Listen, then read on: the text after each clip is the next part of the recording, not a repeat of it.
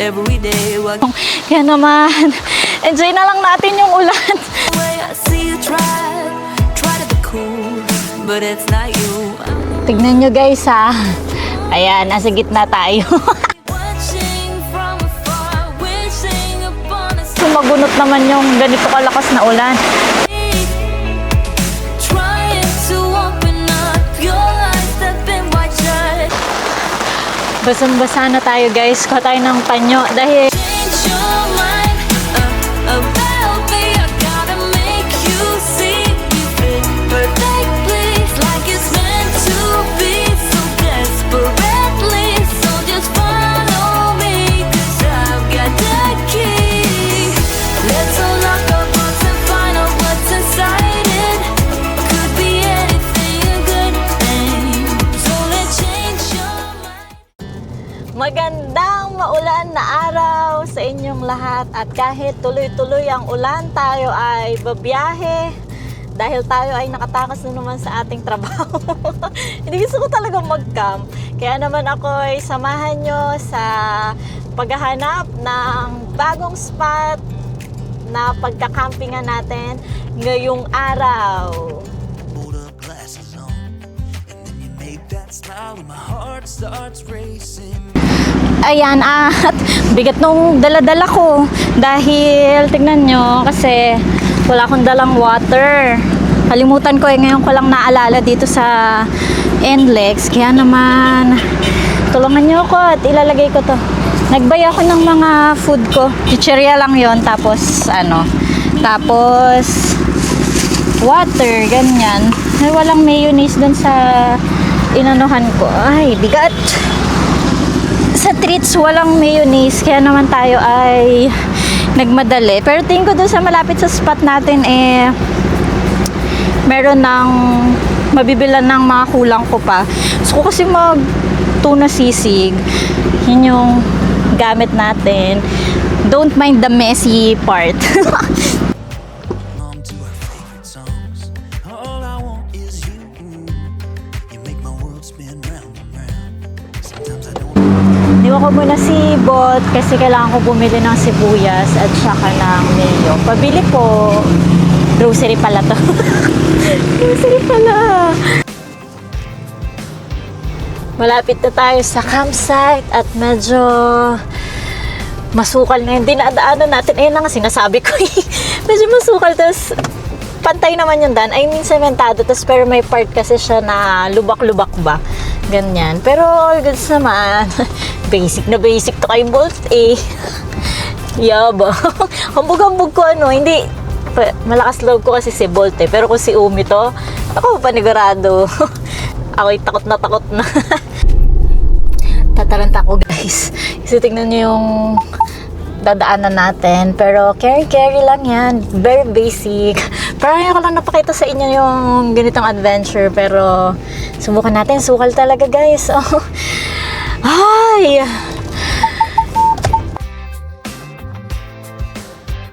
Ayan guys. At successful tayong nakarating dito sa ating camping spot. At naalala ko kanina nung bumili tayo ng maisasahog ko dun sa ating tuna sisig ay wala ako nabiling mayonnaise, kaya naman samahan nyo ako at maglalakad ako doon sa labas. Meron naman daw sari-sari store doon.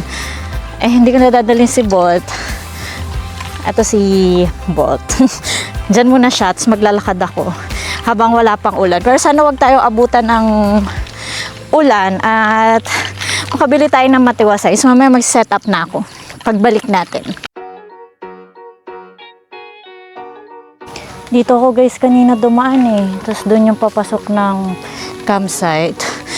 Samahan niyo ako maglakad kasi hindi ko alam bakit pag sinasabi nilang malapit lang parang malayo. Dito daw kanan, so nandito tayo lalakad. Yung outfit hindi tayo makisalamuha sa lokal ng Pangasinan. Kailangan ko lang ng mayonnaise. In search for mayonnaise. Sir, magandang title na itong vlog na to ay mayonnaise. Yun na yung signage ng sari-sari store. In fairness, totoo yung sinabi na malapit lang. Hindi naman tayo maarte. Alam niyo yung pakiramdam na lahat o karamihan ay natatakot sa ulan at bagyo. Pero tignan nyo naman, eto tayo, naggagala at naghahanap ng mayonnaise dito sa ating lugar na Pangasinan.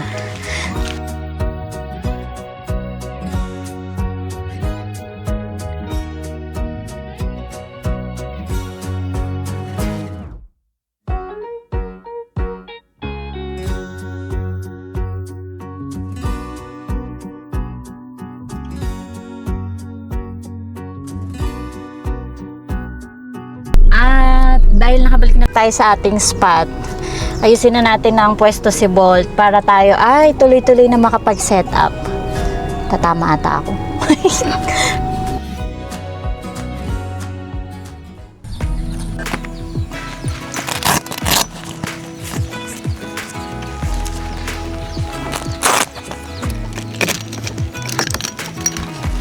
Even when my teardrops start to drop, even when the sun begins to shine.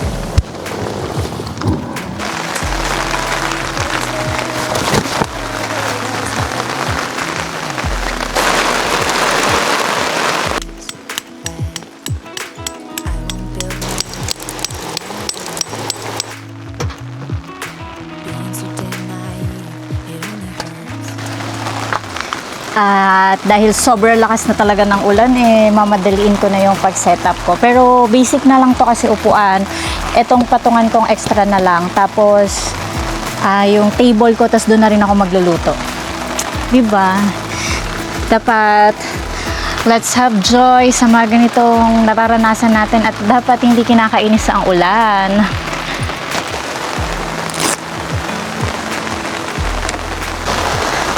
Basang-basa na tayo guys. Kuha tayo ng panyo dahil naipon yung tubig na sa ibabaw ng RTT ko kasi hindi ko pa siya pinig kanina. Akala ko kasi hinto pa yung ulan or hihina. Kaya lang nagtuloy-tuloy na, kaya naman kailangan ko na kumuha ng pamunas.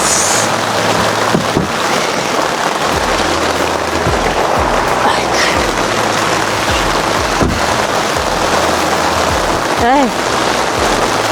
Maliligo tayo guys mamaya pagkatapos natin nagbukas na sila ng ilaw. Tingnan nyo. Grabe yung slow down ng ng pagsisetup ko. Medyo matagal kasi minamadali ko na siya. Kumbaga kahit gustuin ko mag-focus ng iba-iba bang angulo, negative na. Pero all goods kasi may awning na. Okay na RTT. Mamaya pag huminto, ilagay natin yung mga unan doon. Ang problema ko na lang, nandun sa trunk ni Bolt yung kalan ko. So, yun na lang yung kailangan ko mailabas. Kasi the rest ng gamit ko ay nandito naman na sa second row ni Bolt.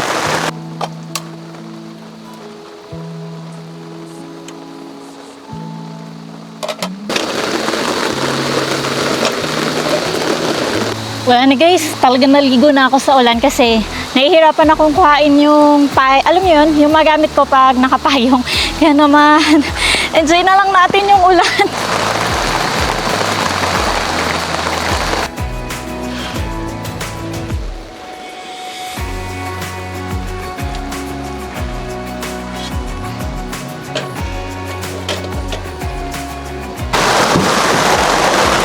Ay, grabe, lakas ng ulan. Pero all goods, masarap yun. Kukunin ko lang yung mga kitchen utensils ko dito para naman tayo ay makapagluto na ng ating hinahangad-hangad na sisig. Ay, grabe yung gamit ko, pinagpatong-patong ko na lang talaga eh. Yeah.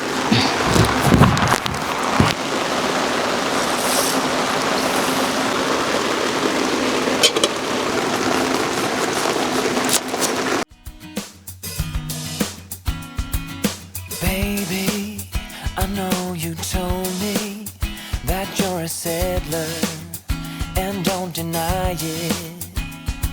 But maybe your mind is changing with me. Lately, I felt your heartbeat. At dahil tapos na tayong magluto ng ating sinaing, gagawa na tayo ng sisig sauce para sa ating sisig na century tuna. Crave na crave talaga ako. Tapos alam mo yung kapag maulan, yung nangangasim ka ba, tapos gusto mo yung nagtatalo yung asim, anghang. Kaya ang binili kong century tuna ay yung spicy. Pipisahin ko muna tong kalamansi para pagtas neto ilalagay ko na yung isang sachet ko ng mayo. Tapos lagyan natin la liver spread. All goods na naman ang ating food trip dito sa ating pagkakamp. Sarap talaga pagka ganito eh. Ito yung kaya gusto kong nagkakamp eh. Alam mo yung nagpo-food trip ka sa kalikasan, panalo kaya yung ganun. Napaghalo-halo na natin yung mga ingredients ng ating sisig sauce. Kaya naman nahaluin na natin siya para maging thick. Yan. Kaya lang guys, nakalimutan ko magdala ng itlog. Pero okay lang kasi papalag to. High protein naman na tong sisig natin dahil sa tuna. Yan. Haluin lang natin siya maigi para yung consistency niya, durog na durog ba yung yung pinaka mayo niya, tapos nagko-complement doon. Ganyan siya guys. Bango.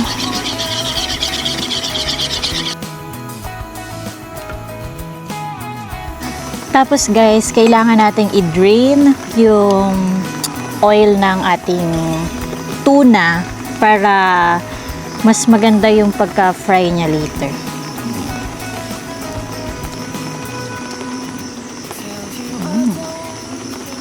Dapat guys yung excess oil natatanggal siya talaga ha. Maganda sana kung sa bahay kasi pag sa bahay makagamit ng strainer. Ngayon wala akong strainer kaya mano-mano ko muna i-drain yung oil ng century tuna natin.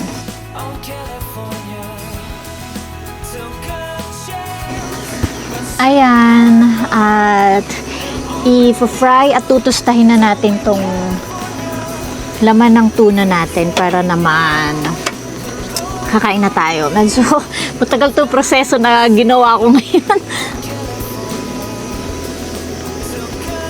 So dapat ang goal ay matusta natin yung century tuna tapos mawala yung yung liquid ba niya, yung oil ganon. Kasi mas magiging tunay na tuna sisig siya pag ganun yung texture niya. Ayan. Lakasan ko na nga guys yung apoy. Para mabilis. Gutom na ako eh. So matapos ang ating pagtusta, lagyan natin ng oil. Konti lang kasi ito hindi siya kailangan masabaw eh. Ito lang yung ipanggigisa lang natin dun sa sibuyas.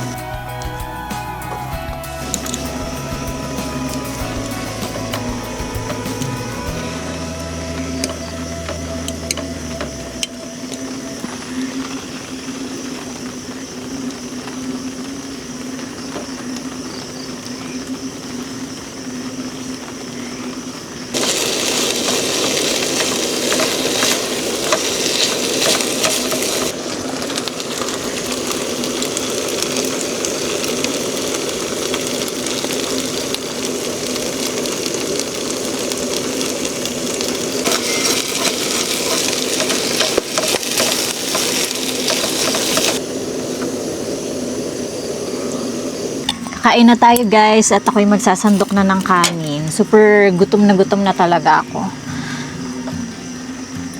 Sana masarap tong sisig ko. Pero tingin ko papalag. Wala naman akong luto hindi pumalag eh. Dami ko rice. Gutom talaga ako guys. Sobrang pagod. Kakain tayo ng super ngayon. Para makabawi ng lakas. Look nyo guys, ito na yung ating tuna sisig na may rice. So gutom na talaga ako. Ay, nako. To be honest guys, itong tuna sisig ko, ngayon lang ako nagluto ng ganito. Kaya titikman natin ang ubod ng gilas. Harap. Sakto-sakto yung spicy na century tuna. Sarap.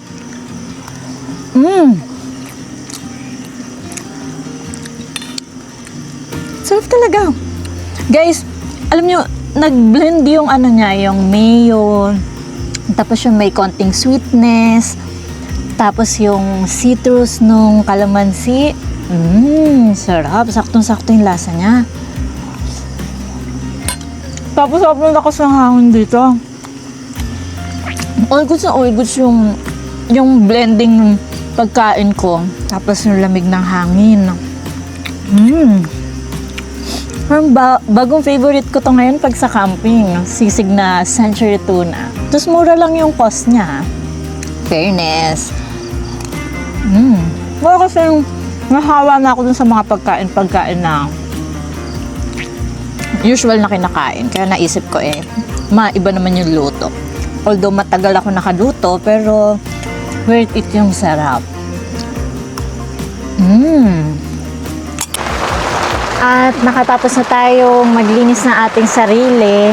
Ngayon naman ay dahil hindi ko na ayos kanina dito, tatanggalin ko tong bedsheet na luma. Kasi ito pa yung nag-atok tayo kasama si Bolt. Lumalakas talaga yung ulan. Kinakabahan ako, pero all good naman tong ano natin tong RTT. Sobrang cozy ng ating bagong panapin. Tapos, ito kasi kumot to talaga sa bahay. Kung makikita nyo ay mga Mickey Mouse. Si mami ko kasi mahilig ako bilan ng ganyan. Kahit ganito na yung edad ko. Pero, wala kumukulog. Pero tingin ko naman kakayanin natin ng buong gabi na makakatulog. Sobrang presko. Alam niyo yung pakiramdam ko. Tapos, totoo ako nabubuntis tong ibabaw ng RTT ko. Tinutulak-tulak ko siya para matapon ba yung tubig.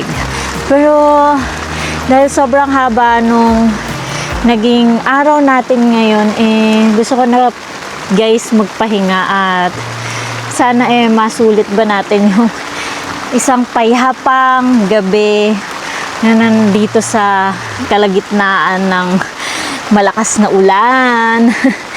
Ay nako. Kaya naman guys ay samahan nyo na ako matulog at magkita-kita tayo bukas para naman sa isang panibagong araw na naman. Every change has a reason. Baby, let it come to you. Every soul, every season lives outside of status quo. If we stop believing we're meant to be, expanding our abilities. If the passion's gone, we are doing it wrong. Baby, you and I should start living now. Good morning every guys at nahimbing ba ako ng tulog dahil kagabi sobrang lakas ng ulan tas ang lamig. Pero nung mga bandang 4 o'clock sabi ko parang nasusuffocate na ako kasi nakasara to. Tapos nakasara din to at ito dahil nga ayokong pasukin ng tubig yung plant ko. Wala na kasing tent rods yung dalawang gilid nung bintana ko dahil di ko alam kung naiwan ko ba somewhere sa napagkampan ko ba. Ayun, kaya hindi ko alam kung paano ba. Binuksan ko na lang to kasi para may hangin ako. All goods naman, nakatulog ako ng imbis. Dito ako umulo. Safe na safe Ayan, parang gusto ko magkape. Tapos may tabi akong donut galing sa Lola Nenas. Pero binili ko yun gagawin ko i-fry ko. Pero nakita ko dun sa sa mga short ganun. Yung tag dito pina-fry nila, tapos pina-flat. Tapos yung nagtitigas yung sugar. Parang gusto ko yun. Tapos magkakape ako ng UCC. Alam mo, pag nagkakape ako ng UCC, ang naaalala ko ay ang kaibigan ko mag-asawa na si Kuya Roji at saka si Ate Jenna. Kasi mga kaparehas ko, parehas na mahilig ba sa UCC. Hello, ate.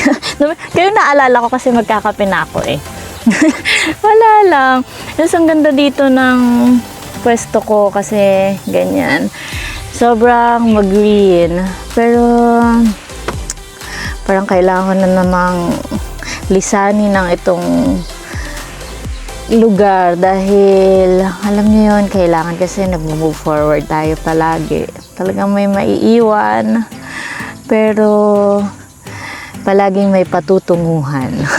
Ano yung mga word of wisdom ko aga-aga, no?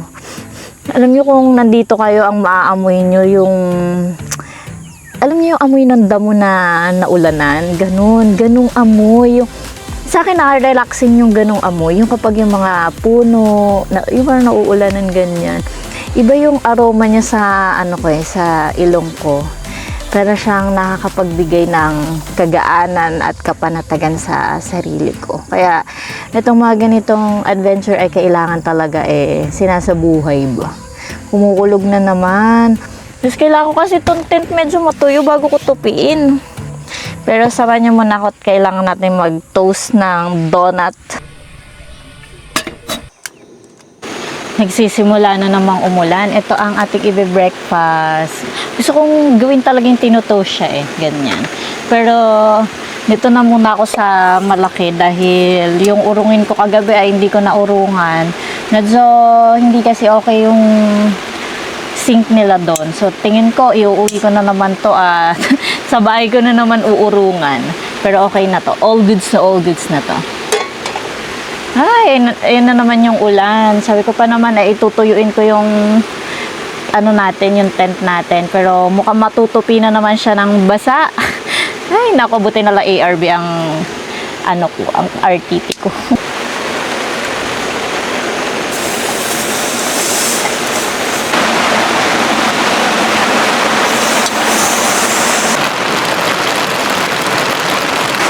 Lakas ng hangin sa ulan, tignan nyo. Tapos dapat pala, ang ginawa ko, naglagay ako nung yung mga tarp sa gilid. Maya-maya paalis na ako. Tapos sumagunot naman yung ganito kalakas na ulan. Tapos tignan nyo. Ay, Diyos ko. Pero magkakape ako. Laban to. Na-enjoy ko yung mga ganitong kakaibang experience Yung tipong ganito. Binabagyo-bagyo ka sa spot mo.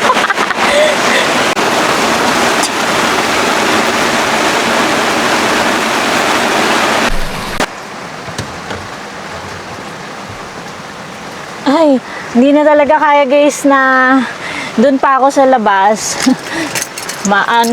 Sobrang lakas na ng ulan. Pero dito na lang tayo mag-almusal kay Bolt. Ay, nako. Kumukulog pa. Abutan na naman ako ng bagyo. Pero all goods yan, kaya yan. Normal yan, kasama sa nature. Dahil nabasa tayo ng ulan, kailangan nating humigop ng mainit na kape. Talagang abot na tayo ng ulan. Dito na tayo kay Bolt. Bolt Gaming tuloy tayo ngayon. Siguro way to ni Bolt na sabihin na, yan tagal mo kung hindi ginamit.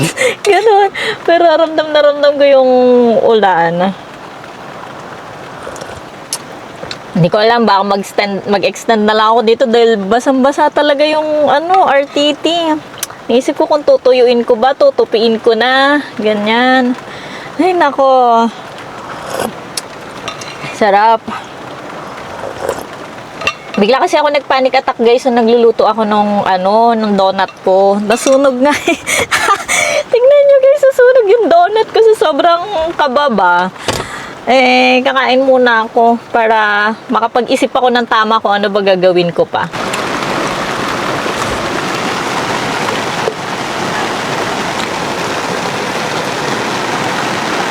Sarap talaga ng donut ng Lola Nenas. Tapos dito sa maulan na campsite. Tingin nyo guys, sa labas pa ba tayo?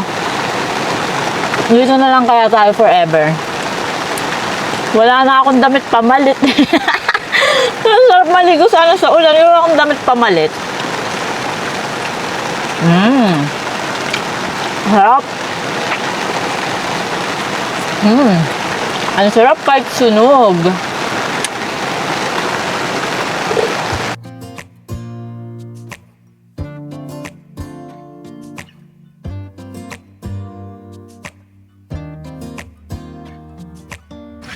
Kailangan na nating bilisan magligpit ng ating RTT. Nagpalit akong damit kasi wala na ako pamalit eh. Yun na lang ang gagamitin ko pauwi para if ever abutin ba tayo ng ng ulan o mabasa, okay lang to. Tapos at least pamalit ko tuyo.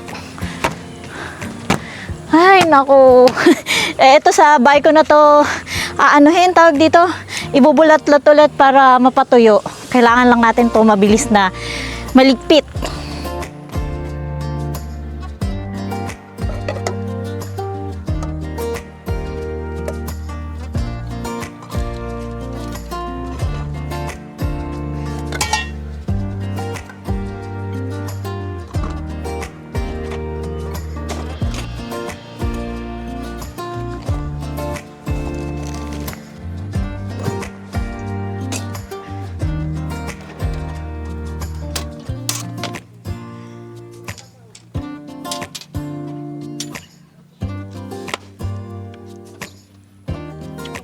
At natapos na nating ligpitin ang ating setup at medyo umaambon-ambon na, pero syempre dahil hindi ko nga na-enjoy yung lugar kagahapon ay gusto ko bang lakaran tong napakaluwag na farm nila. Tapos kung nakikita nyo, yung tapat na yan ay Caraballo Mountain. Yung Caraballo Mountain ay siya yung bundok na nasa gitna ng bulumbundukin ng Cordillera at ng Sierra Madre. Uy, trivia yun. Kaya naman, tignan nyo to, may deck sila dito eh. Yung mga gusto ko yung mga kakaiba ba? Tignan nyo guys, sobrang awesome na tong lugar. Alam nyo kung hindi lang umuulan to, kaya ko pa maglakad dun eh. Ayoko na lumayo masyado kay Bolt dahil, alam nyo na, kailangan safe lang ba tayo? Kasi dito pa lang ganda na ng backdrop, 'di ba? Tignan nyo guys. Kitang-kita na yung ng Cordillera, yung bumababa na ulap. Ang Sierra Madre din naman, 'di ba? Ganyan. So nakakatuwa. Tignan nyo. Ang awesome, pero mag-i-stay lang ako ng mga bahagya at palakas na naman ng palakas ng ulan, sa bahay na ako maliligo nito para ako'y ma-refresh ba at baka magkalagnat tayo. Ay, tayo'y aalis na kasi kailangan na nating umanot, baka abutan tayo ng ulan at nakita nyo naman yung dinadaanan natin doon, diba? Dati hindi ko kayo sinasama sa mga ganitong ni Bolt Ingay ni Bolt, naririnig nyo ba? Yan. So sobrang daming sensor ni Bolt ganito ang peg ko kapag sumusuong-suong at lumulusot-lusot ako sa mga makikipot na kalsada. Kaya minsan hindi ko na sinasama, naririndi ba ako kapag ini-edit ko sinasabi ko. Teka lang. Laki kasi ni Bolt pero nagkasya nga ako kahapon dito so that magkasya din ako ulit ngayon. Ayun guys, medyo apaw na yung tubig dyan papunta dito, pero caring-carry ni Bolt. Then ganyan lang yung niyan sa sa gulong, tsaka 4x4 to, tsaka hindi mababalahaw yan dyan. Basic to, kaya nga ito si Bolt ang dinadala ko talaga kapag mga tawiran-tawiran ba, ganyan. Ay, bablog ko na yung mga ganito ko sa buhay ko para nakikita nyo kung gaano kahirap yung mga pinaggagawa ko. Tignan nyo guys Ayan, nasa gitna tayo. Lakas trip!